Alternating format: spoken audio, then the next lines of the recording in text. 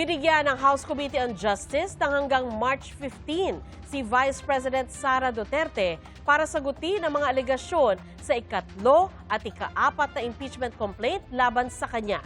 Saksi si Tina Panganiban Perez. Natanggap kanina ng Office of the Vice President ang notice to respondent na pinadala ng House Committee on Justice. Kinumpirma mismo yan ni Attorney Michael Poa, tagapagsalita ng defense team ni Vice President Duterte. Pero giit niya, wala pa silang nakikitang dahilan sa ngayon para maglabas ng komento. Pinasasagot si Vice President Sara Duterte sa mga alegasyong nakalatag sa 3rd at 4th impeachment complaints na nakitang sufficient in form and substance. Binigyan siya ng 10 calendar days para ibigay ang kanyang tugon. The counting shall begin on March 6. Bagaman today, it is being served already to the Vice President. No? So today is a serve.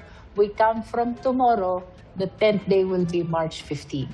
Kasama sa mga ground for impeachment ng dalawang reklamo, culpable violation of the Constitution, betrayal of public trust, graft and corruption, bribery, at other high crimes. Kaugnay ito sa umunoy maling paggamit ng confidential funds, pagkontrata sa isang papatay sa Pangulo, First Lady at dating House Speaker, pagkamal umano ng unexplained wealth at hindi pagdedeklara nito sa kanyang SALN, at umunoy pagkilos para sa political destabilization, sedition at insurrection. Itong answer is part of her due process as well. So as to whether she will file an answer or not, that is her prerogative. And if she doesn't file, again, that will merely be interpreted as her waiver of her right to file an answer. No?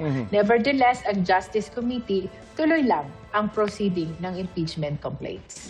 Kung sasagot ang bise, may 3 calendar days naman ang mga complainant para maghain ng kanilang sagot. At pagkatapos, may 3 calendar days naman ang bise para maghain ng rejoinder. Kapag kumpleto na ang pleading si Vice President Sara Duterte at ng mga complainant, pagdedesisyon na naman ng House Committee on Justice kung may sufficient grounds para suportahan ang impeachment complaint. Kung meron, magsasagawa na ang komite ng hearing. Iimbitahan na natin yung complainants, witnesses, and even the respondent to provide their testimony before the Justice Committee, no? So, ganun din yun. Pag hindi dumating si Vice President sa hearing proper, it will merely be interpreted as a waiver of a right to be present during the hearing. Kasama sa impeachment complaint ang affidavit na nagpakilalang dating aide ng bise na si Ramil Madriaga.